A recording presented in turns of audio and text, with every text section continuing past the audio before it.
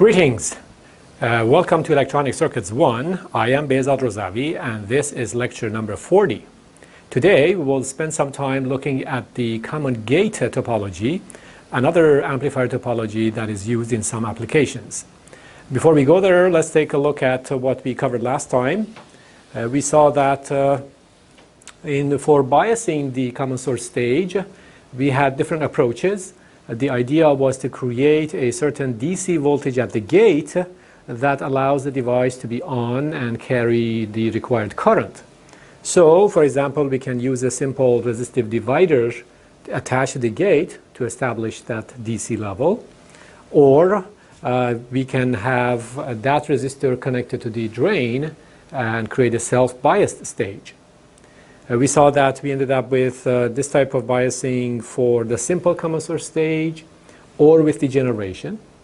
And then another possibility is to have this resistor tied between the gate and the drain.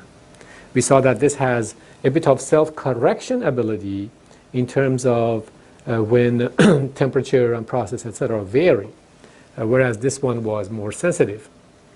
We also saw that in some cases we have to use a capacitor because the preceding device or stage may disturb this bias voltage. So either this circuit and the preceding circuit have to be designed as one entity, or their biases have to be separated, isolated by a capacitor. All right, we also took a brief look at the common gate stage. This stage is defined as one whose input is applied to the source of the transistor and whose output is sensed at the drain of the transistor. And then we have some sort of load between the drain and the supply voltage, and then the gate voltage has to be biased. For now, we just connect a battery to it. So from our simple qualitative analysis last time, we saw that if the source voltage goes up, the drain voltage also goes up. So we expect that the voltage gain of the circuit is positive, not like that of the common source stage. So today we'll dig deeper into the common gate stage and look at the small signal properties and then its bias design. So let's begin and look at the small signal properties. As usual, we are interested in three primary quantities, namely the voltage gain, the input impedance, and the output impedance. Okay, so we want to look at the voltage gain. We start out with the circuit in its simplest form, as I showed you just now. And we apply a voltage source at the input. This is our input voltage source. We call it V in. We are interested in V out with respect to ground. So V out, and then we have a resistor here. We assume that channel length modulation is 0, so lambda is 0. And we proceed and draw the small signal model of the circuit. Starting from here, we keep this voltage source. That's our input small signal voltage source, so V in. Then I need to draw the small signal model of this device. Now I will draw it as we have in the past, meaning with the gate on the left and the drain on the right, even though in this drawing I have the gate on the right and the drain on the left. It's not a big deal, but it's easier to do it that way. So we have the gate, the source, and the drain. So here we have V1 as the small signal gate source voltage. Then here we have GMV1. And we see that the input goes to the source. So the input goes to the source. The gate is at AC ground because this voltage source has 0 change with time. So this gate is connected to ground. And then the drain goes to a resistor that goes to the power supply.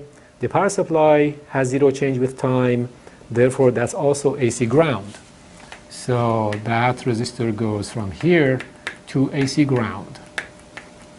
And we are interested in this output voltage. That seems like a simple circuit. As usual, we would like to eliminate V1 and find V out over V in. Well, it just happens that in the circuit, V is connected from the source to ground, and V1 also appears between ground and the source. So V1 and Vin are negative of each other.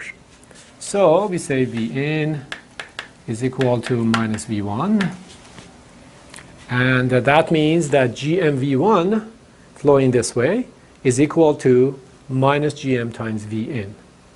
So I will just do that. I will change the color of my pen and say this current is equal to minus Gm V1. V1 is minus Vin. GmV1 or minus GmVin. So we have eliminated V1. Now we just write a KCL at the output node saying that this current plus this current must be 0. And then this current is the voltage across RD divided by RD. So we say V out over RD minus Gm times Vin must be 0. That means that the voltage gain of the circuit is given by Gm times RD. Very simple. It's very similar to the common source stage, except that it's a positive gain. The stage does not invert, as we saw qualitatively last time. Okay, that's good. We can remember that. Again, you just remember that this is under this condition. If lambda is not 0, it's a little more complicated, and we don't do that in this course. The next quantity we need to find is the input resistance. So let's try to find that. Rin. So for the input impedance, what do? Well, we take the circuit and put it in a box. So here's our box. We set all independent sources to 0. So this becomes 0, this becomes 0. Then we come from outside, apply a voltage, measure the current. So here's how it goes. We have this. We have the dependent current source GmV1. Then here we have V1. The gate is set to 0. The supply is set to 0. And I'm coming from outside and applying Vx and measuring Ix. Of course, in this case, you see that these two are very similar. In the previous case, I just wanted to find V out over Vin, whereas in this case, I want to find Vx over Ix. I'm not concerned with V out. Okay, but the same condition holds in this circuit as well. Namely, V1 is equal to minus Vx. So that means that this current is equal to minus Gm times Vx. Now let's write the KCL at this node. Ix is going in, GmV1 is going in. There's no other current, so they have to add up to 0. So I write Ix, and GmV1 is minus GmVx. Minus GmVx is equal to 0. So Rin, which is Vx over Ix, is equal to 1 over Gm. So the input impedance of a common source stage is 1 over Gm of the transistor, provided that channel length modulation is neglected. This is very different from what we saw for the common source stage. There, the input impedance was infinite, at least before we added the bias devices. So this is very interesting. This impedance is actually considered relatively low. 1 over Gm is perhaps somewhere between 50 ohms, 100 ohms, a few hundred ohms in that range. So it's not a very high value. All right, so is there an application where an amplifier with a low input impedance would be useful or required? From our previous examples, like connecting a microphone to the amplifier, etc., our impression was that the input impedance must be as high as possible so that the signal from the microphone is not attenuated if the microphone itself has an internal resistance, a Thevenin resistance. But here we have a low input impedance, so is that useful? And there are some applications. So I will show you one application of a situation like this, and that would be the case of a receiver, for example. So application. Remember our Bluetooth receiver? We said we have an antenna. So we have an antenna, and then we have a low noise amplifier, LNA. Now, when we connect an antenna to a low noise amplifier, for reasons that you might learn in electromagnetic courses, we require that the input resistance of the LNA, Rin, be equal to the resistance of the antenna, this resistance. The antenna has a resistance, which we call R and. A typical value for the resistance of an antenna is 50 ohms. It's called radiation resistance. Again, that's something you have to learn in electromagnetics. So we would like to design an amplifier whose input impedance is about 50 ohms. And there you go. That's a good example, because the input impedance of the common gate stage is 1 over GM. By proper choice of GM, I can create about 50 ohms. So that's one example of a common gate stage. So you could do something like this. It comes to the common gate stage, and we have an amplifier here, we have a battery here, and we're good, right? So that would be the out. We take the signal from the microphone, from the antenna, we amplify it and produce it at the output, and we choose this GM to give us 50 ohms looking this way. And then the antenna itself is 50 ohms. So we have this agreement. This is called matching, impedance matching between the antenna and the LNA. So that's one example of the use of a common gate stage. All right. So that's great. Let me clean up these lines here.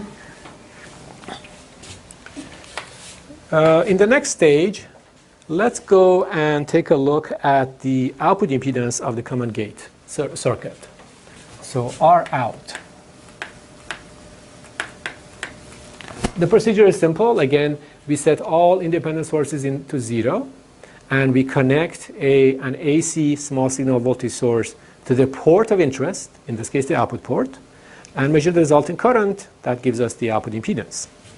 So here's what it is. We have our common gate stage. The voltage source connected here has to be set to 0 because an independent source. So this is set to 0. So V in is set to 0. The battery voltage is set to 0, the supply voltage. This battery voltage is set to 0. Of course, we have to be careful. This is AC 0, meaning that the transistor has not turned off. So this is what sometimes we write AC ground to make sure that we don't confuse the situation. And this is the output port. The output port consists of 2 nodes, this node and ground. So we come along and apply a voltage here and measure this current. Okay, so the circuit of interest to us is this whole thing in the box, and we are interested in the impedance seen at that port. All right, well, do I need to draw the small signal model of the MOS device here? Well, maybe not. So I'm trying to see if I can reuse the analyses that I have performed in the past. In particular, let's rewind to when we studied the simple common source stage and found this output impedance. So let's draw that on the other side of the board. Remember what we did here. So we drew a common source stage like so. And again, we said, let's set the input source to 0. It's an independent source. So this is set to 0. Again, AC ground. We set the battery voltage to 0. And then we came here applied a voltage from outside, Vx, and measured Ix. That was the setup that we created to measure the output impedance of a common source stage. All right, now let's compare these two. We see that they are actually identical. How did that happen? Well, if we are trying to find the output impedance of a circuit, the input voltage is set to 0. That means that we may not even know where the input was, because in the calculation of the output impedance, the input port has disappeared. Here, the input port was at the source to ground. Here, the input port was from the gate to ground. But because they were set to 0, this circuit and this circuit turned out to be identical. So the output impedance calculation doesn't know where the input was originally, because we set the input to 0, whether it was a voltage source or a current source. And it just happens that the output port of the common gate stage and the output port of the common source stage have the same impedance. So we don't have to work anymore. We just remember the results here. For lambda equals 0, the result was that was RD. So here is also RD. So we say R out equals RD. Of course, you can draw the small signal model of the transistor, but that would be the same as what we drew before. So why do the work again? All right, that is the output impedance of the common gate stage. What we see is that it has a relatively low input impedance. The output impedance is moderate. RD can be some value from hundreds of ohms to some kilo ohms perhaps. And those are the properties of the circuit with this much voltage gain. All right, let's go over an example to hammer these ideas in. So let's change the color to maybe this one. And we draw a circuit. So let's draw a circuit like this. I have a common source stage with degeneration, RD, RS, with an input. We know how to analyze this. But now I come along and place another stage after this stage. Remember, sometimes we cascade stages, perhaps because we would like to have a higher gain. So I come along and place a common gate stage after this stage, like so. Let's call this RD1, this RD2, and we have a battery or something here for the bias of the gate. This is, of course, our power supply, VDD, and then our main output is here, Vout. And we call this M1, this M2, and we would like to find the voltage gain, Vout over Vin. We say the gain from here to here. Okay, as usual, since we have a cascade of stages, we try to find the gain to some intermediate point, and then from that intermediate point to the output. So we call this node X, and for small signals, we will say Vout over Vin is equal to Vx over Vin times Vout over Vx. We don't have to do it this way, but this simplifies things because we break a larger circuit into little pieces that can be analyzed using our prior knowledge of these circuits. All right, how much is Vx over Vin? Vx over Vin, that is the voltage gain of a degenerated common source stage. By the way, we are assuming lambda equals 0. Okay, well, I remember the wording for the gain of a common source stage with degeneration. We said it was equal to minus the impedance tied between the drain and AC ground, divided by 1 over Gm plus the impedance tied between the source and AC ground. So let's take our time and figure out what these are. So we're going to write for Vx over Vin, we have a minus here. And then we're looking for the total resistance or impedance tied between the drain of M1 and AC ground. Well, we have RD1 going to AC ground because VDD doesn't change with time. So that's fine. But is there anything else?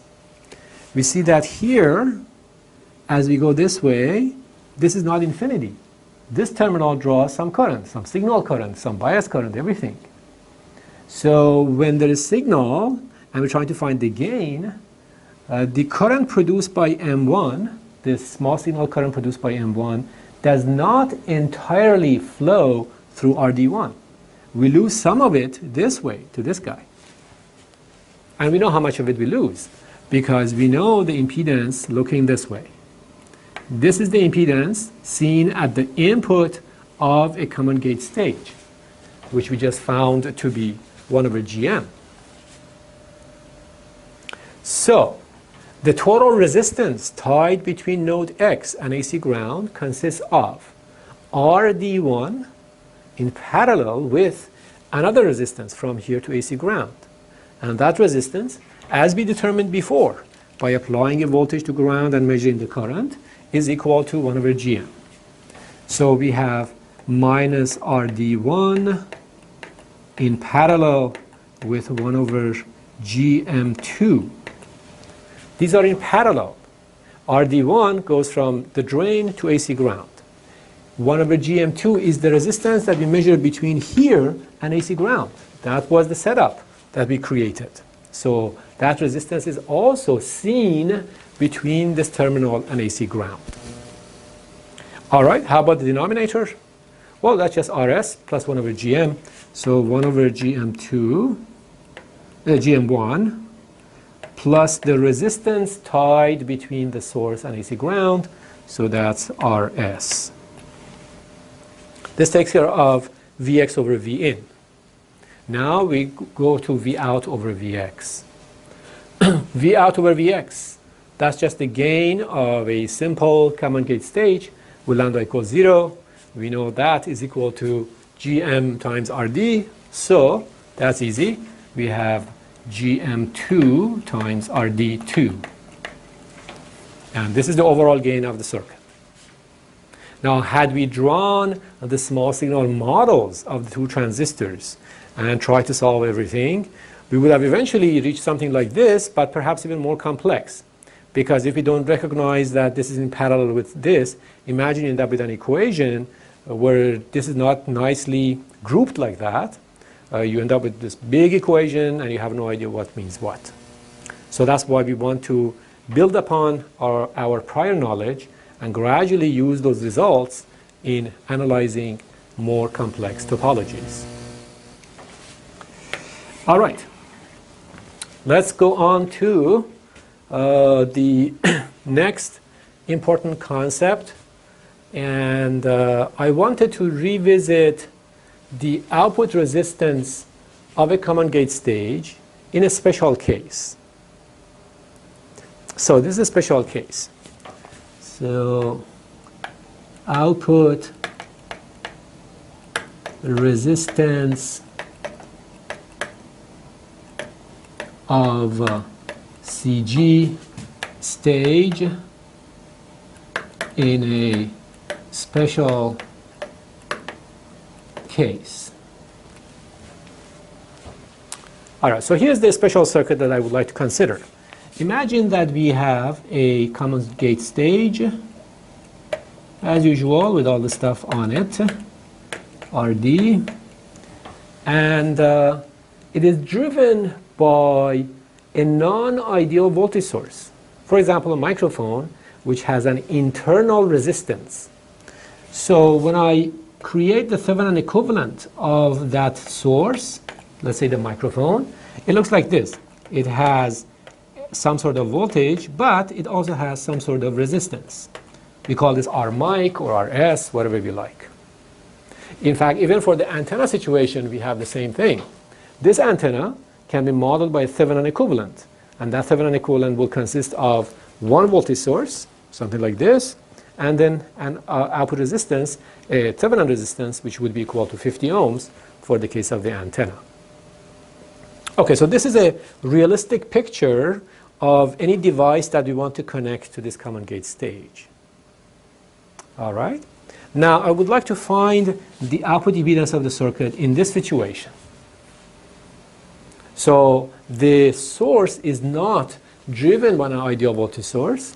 It is driven by something else, by a Thevenin equivalent. Okay, so no problem. We go ahead and perform our usual procedure. We set all the independent sources to 0, and we apply voltage from outside, measure the current. So here's how it goes. And in fact, to make things interesting, let's assume that lambda is not 0. Okay, so we even include channel length modulation in this case. It's just a special case that would be interesting to analyze. Very well, so this is what we get. We set the input to 0. And this is an independent source, it goes to 0. We have the Thevenin equivalent resistance of that device left over, so it has to be there. Then we have RD. And then we set this to 0. This is again AC 0 because the battery doesn't change with time. And the supply, of course, is AC 0. And now we come along and perform our usual test. So we apply Vx and measure Ix.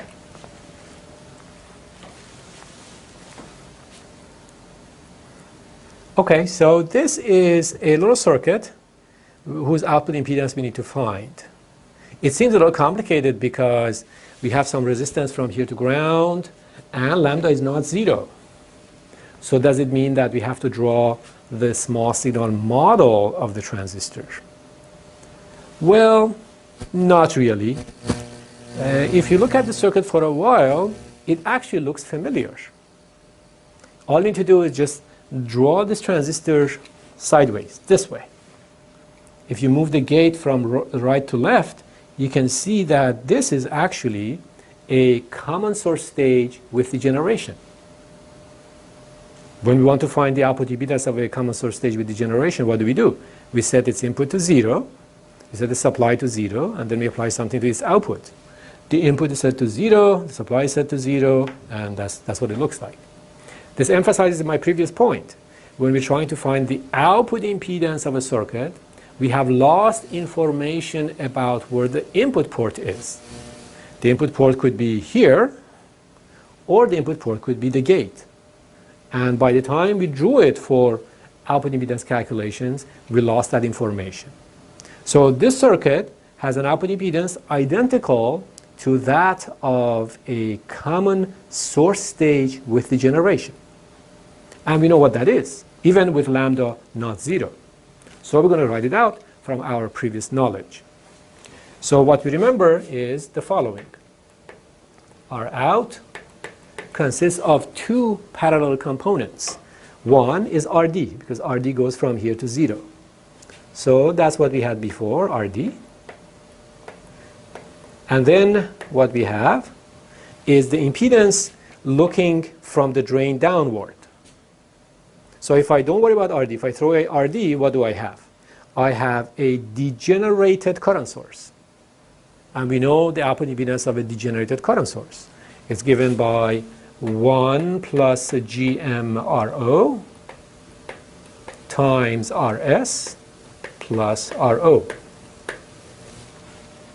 So that is the output impedance of this particular common gate stage with lambda not equal to 0.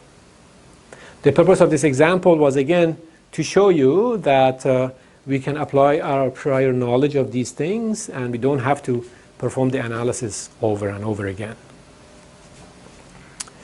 Very well. Let's move on to bias design. Now that we have understood the small signal properties of the common gate stage, we want to go ahead and bias it properly. We have a battery here, so we have to do something other than that battery. We probably know what to do. And then some other points that we have to consider. So let's go ahead and look at the bias situation.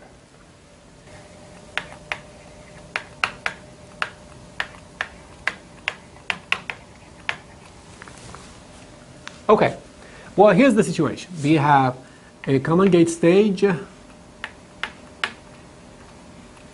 We need some voltage for the gate to keep it biased, and we know that we can use a resistive divider, just like the common source stage. So we take the battery, the supply voltage that we have, divide it down using a voltage divider, R1 and R2.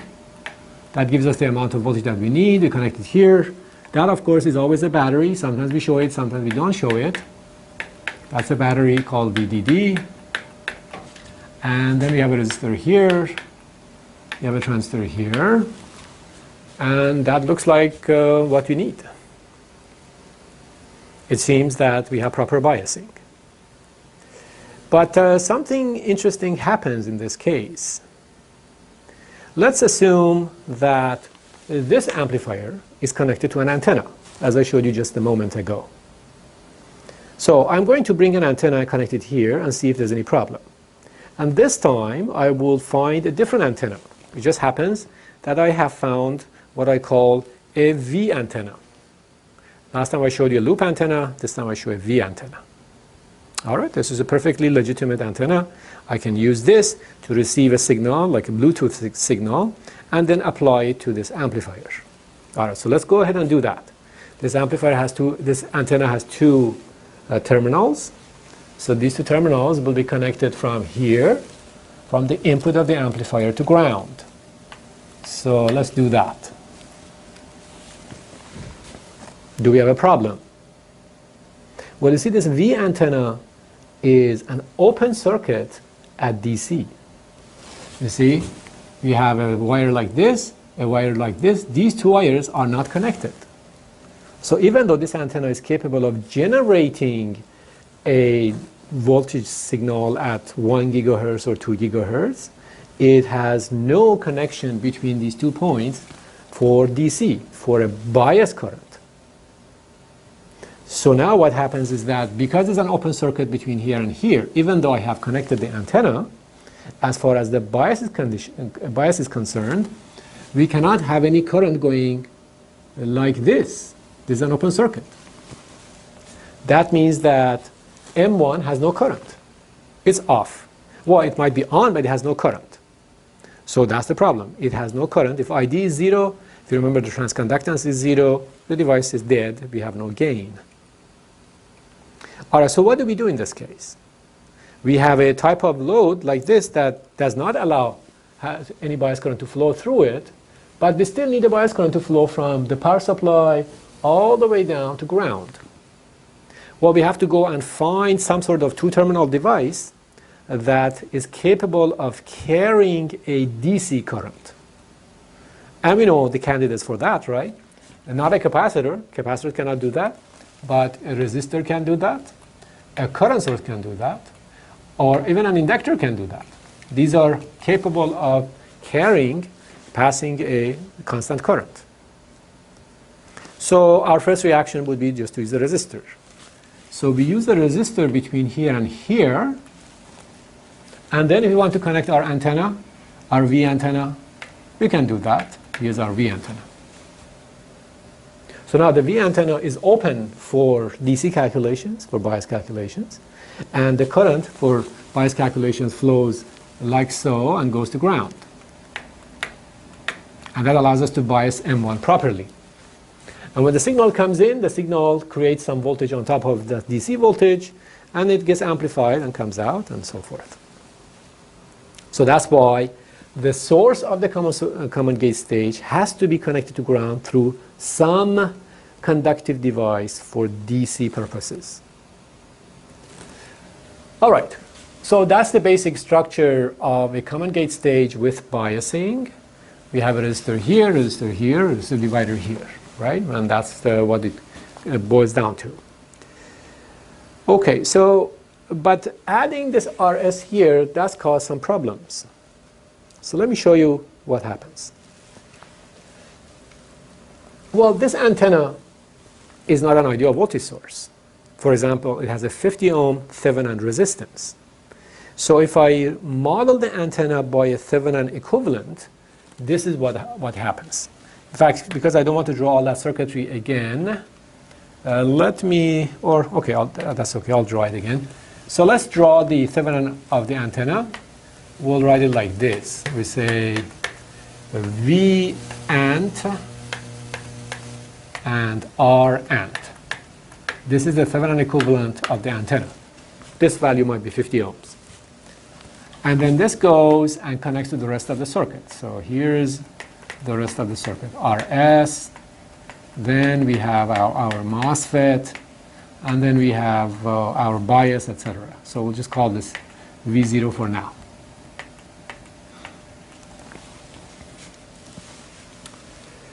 Okay, so now something happens. The antenna generates a voltage. The voltage generates a current through this resistor. So a current starts coming in. Let's call that I antenna, I ant. This current comes in.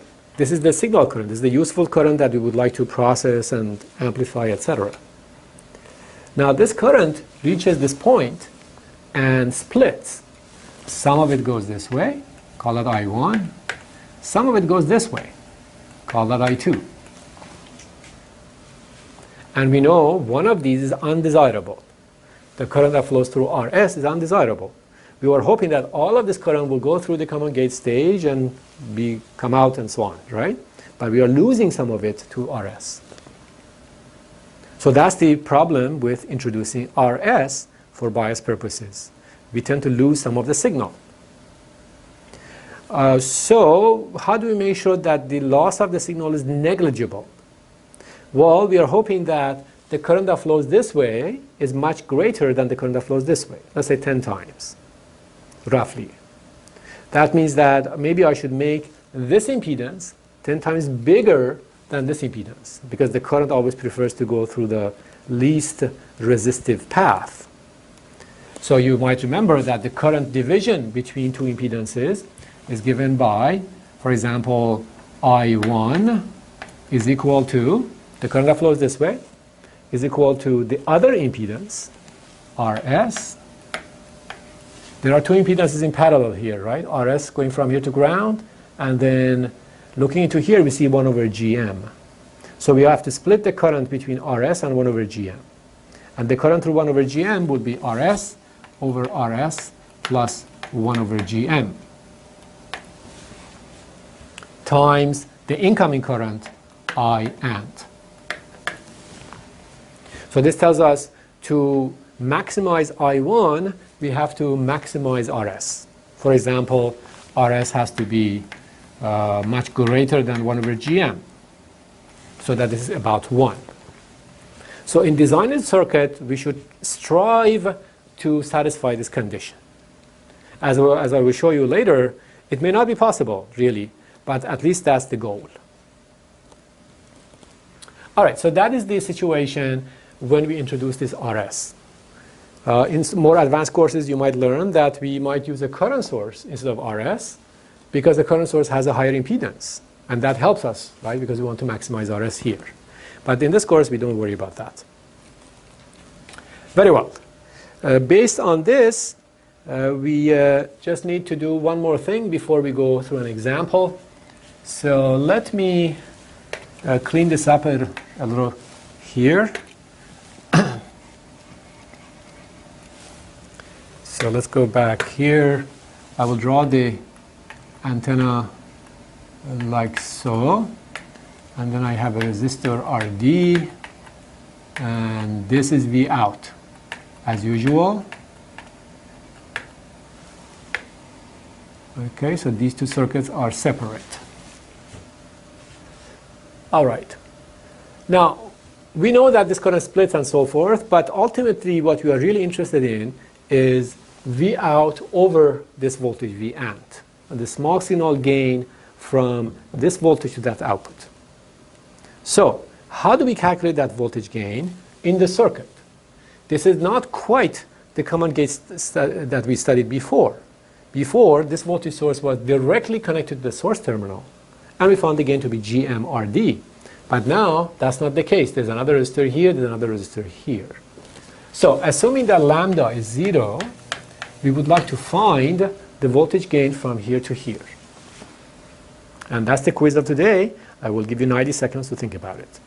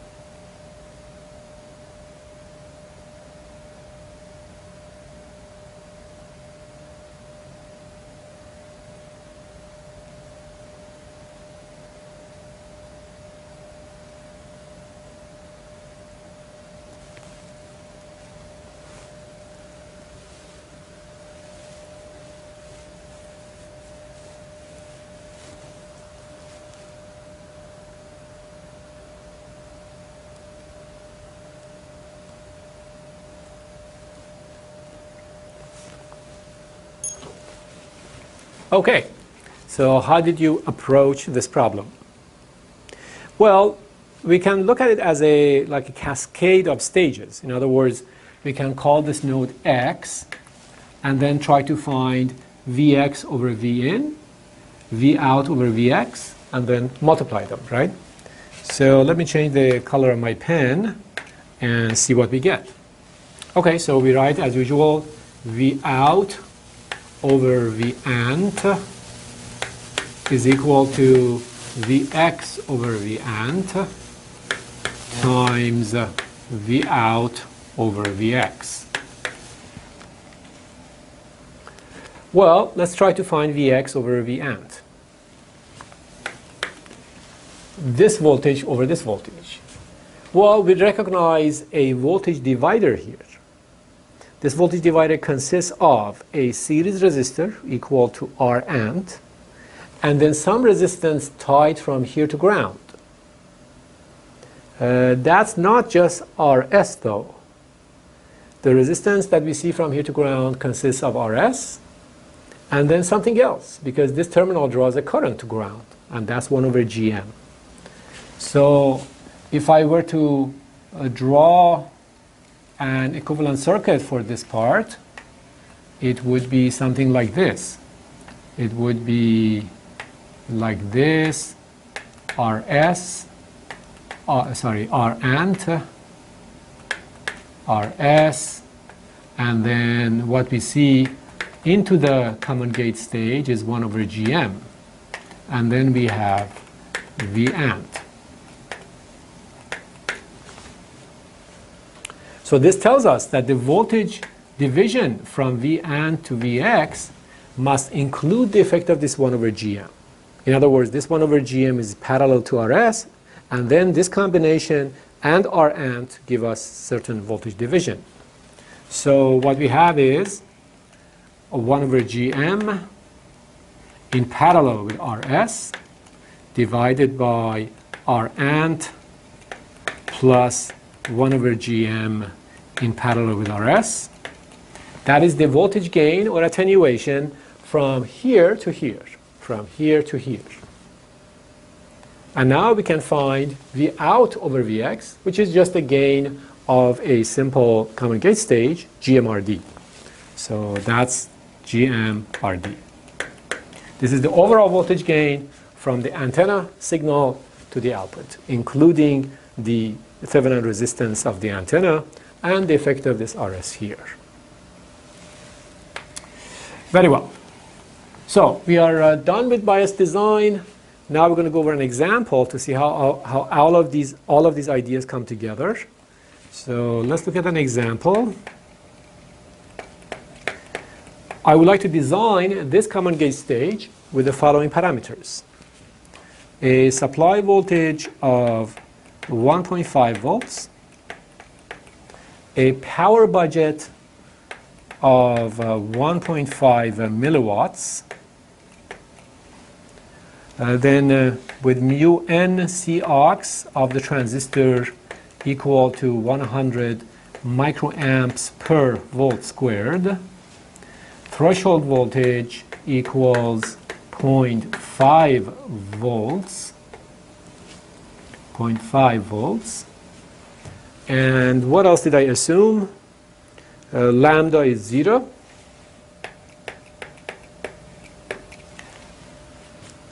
Okay, and we would like to design the circuit. I also W over L is 50. All right, so we go ahead with these parameters, calculate this, design the circuit, bias it up, etc., and then see what kind of gain we get, right? See if the gain is reasonable or not. If not, then we have to come back and see which one of these parameters we have to change or compromise. Okay, so we start out with the power budget and the supply voltage. If we have 1.5 volts from here to here, and the total power budget must be 1.5 milliwatts, then the current, the supply bias current that we can draw is 1 milliamp, right? 1 milliamp times 1.5 volts is 1.5 milliwatts. So the total current we have available is 1 milliamp. Now I'm assuming that this current is very small, so I'm assuming that that 1 milliamp mostly flows through the device itself. So let's assume that ID itself is approximately equal to 1 milliamp. Okay, so that's not bad. Now we go ahead and calculate various parameters, starting with VGS. So we know that ID is equal to 1/2 of mu n C aux W over L VGS minus VTH squared. We are giving 1 milliamp to the transistor with a mu n C aux of 100 microamps per volt squared. W over L is 50, VTH is 0.5, so we can find VGS, the amount of voltage necessary from here to here. So you plug in the numbers and VGS is equal to 0.63 volts. All right, so far so good. Now, in addition to that, we can go ahead and calculate GM, right? We have three equations for GM. We can use whichever you like. Maybe I'll just say 2ID over VGS minus VTH.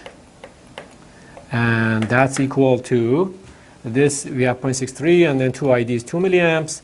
That gives us a GM of 3.2 millisiemens, or equivalently 1 over 316 ohms. All right, so good. We have some parameters of the device. Now we need to go and choose, for example, RS and then RD. All right, remember the recommendation before. We said to make sure that the current coming from this realistic picture mostly flows through the MOS device, we would like to make this resistor as large as possible. So maybe 10 times 1 over GM. So should I do that? Should I choose RS is equal to 10 times 1 over GM? So that would be 3.16 kilo ohms. Well, I would like to do that, but unfortunately I cannot. The problem is that if this resistor is 3.16 kilo ohms and the bias current of this transistor is 1 milliamp, then the voltage from here to here is 3.16 volts, well above the total supply voltage that we have, which is only 1.5 volts. So we're stuck. We can't do that. All right, so what can we do? Well, let's see how much voltage we have available for RS, just for bias purposes. Okay, well, we have already consumed some VGS here. That VGS is 0.63 volts. The best I can do is place this gate at VDD as high as possible. So I start from 1.5 volts, subtract 0.63, and whatever is left, I give to RS. That's the best I can do.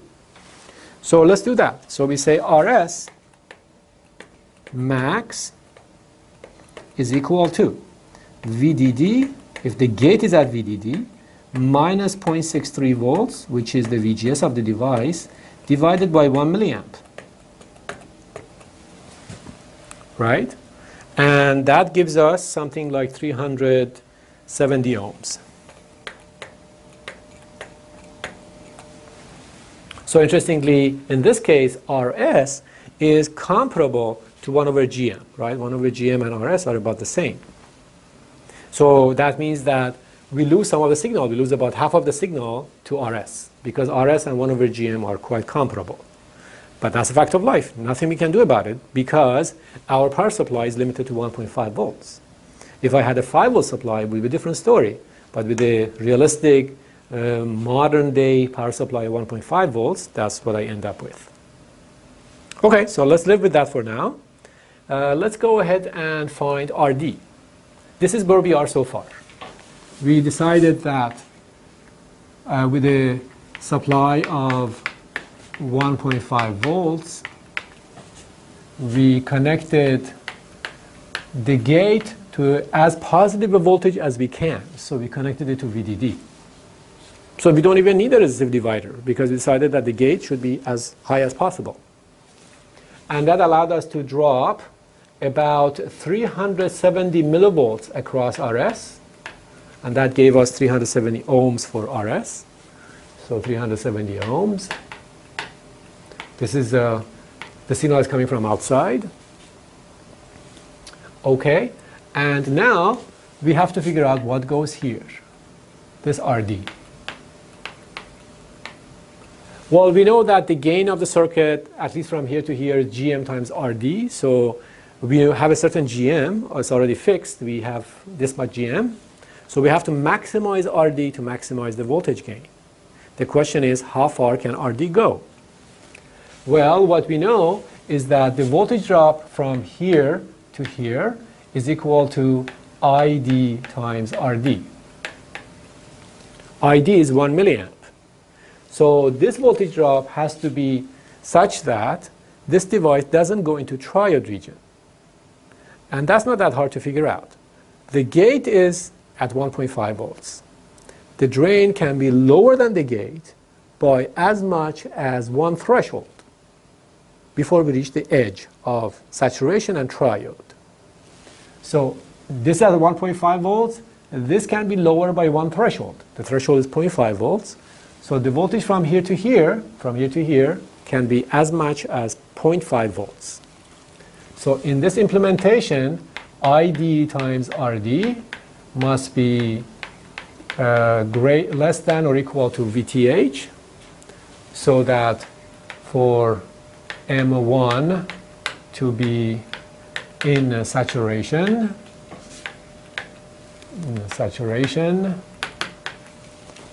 so this pen is going crazy again. And so RD has to be equal to 500 ohms, 0.5 volts, and 1 milliamp. All right, we're limited to that. If RD is larger, this voltage will be too low, the device will be in triode region. So that's what we have to choose. Okay, how much GMRD do we get? The GMRD is now equal to 500 ohms over 316 ohms. That's like 1.6. So the voltage gain is not a whole lot. And it just comes out of all these things that we have. We are limited by all of these parameters, the supply voltage, the power budget, etc. So that's the situation in this case. Okay, so let's say that your boss says, I'm not happy with this gain. This is too low. Can we give you more gain?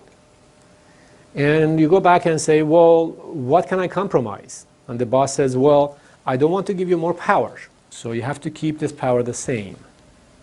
That means that this current is the same. All right, so then what can we play with? We have only W over L to play with, right? So, okay, maybe I can increase W over L, because I know that if I increase W over L, GM goes up. GM goes up, maybe the situation gets better. So let's go ahead and do that. Let's, as an example, go ahead and double W over L. So from 50 to 100. So we'll go and do that and see what happens. We're just exploring, right? We'll see what happens. So, oh, I didn't change the color of my pen. All right, so what if we double W over L? Okay, so W over L is 100. And that means, for example, the device is 0.1 micron long, and then it is 10 microns wide. 10 over 0.1 is 100. Of course, when the device is doubled in width, you can see that its capacitances also go up. I remember there's a capacitance between the gate and the channel, that's C aux and all that. So the capacitance goes up. So we expect that if we increase W over L only, the circuit probably will be slower than previously. That's something that we study in future courses, but that's the trade-off that we are making. We're hoping that GM will go up, etc., but we are also thinking that the circuit will be slower because the larger device has greater capacitances associated with it. Very well, so W over L is 100. Let's go back and recalculate everything. We start from here. ID is known, W over L is known. We need to find the new VGS. So the new VGS comes out to be, according to my calculations, let's see, 0.947. Let's see, 0.947. Okay, I'm sorry. Okay, so let me make a quick correction here. So this VGS is actually, this is VGS minus VTH. So the VGS in this case was 1.13 volts. But the other results are correct, 370 ohms here. Now, this new VGS will be 0.95 volts. Obviously lower, when we make the device wider and the current is fixed, the VGS will go down. So this became wider, VGS went down from this value to this value. All right, that means that from here to here, I have 0.95 volts now. And that means that I have more voltage to drop across RS. Previously, VGS was 1.13, now it's gone down. So as a result, RS can go up. So again, RS, the same equation as before, is equal to VDD minus VGS divided by ID. And because VGS is smaller, RS can be larger. And the new RS will be 550 ohms. So that's good. We want RS to be as large as possible. Now, because we have a larger W over L, we also have a greater transconductance. So GM, again from the same equation, 2 milliamps over this, which is smaller now, gives us 4.5 millisiemens, which is equivalent to 1 over 220 ohms. And this is good news because now the signal coming in here sees 220 ohms into the transistor and 550 ohms looking down.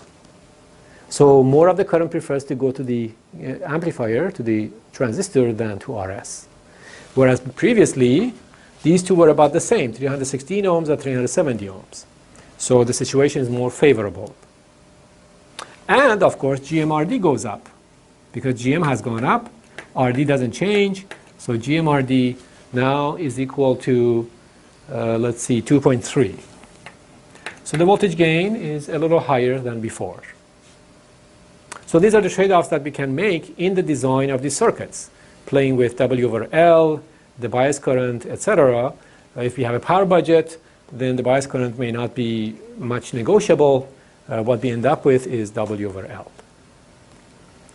All right, this concludes our study of the common gate stage, and our time is up.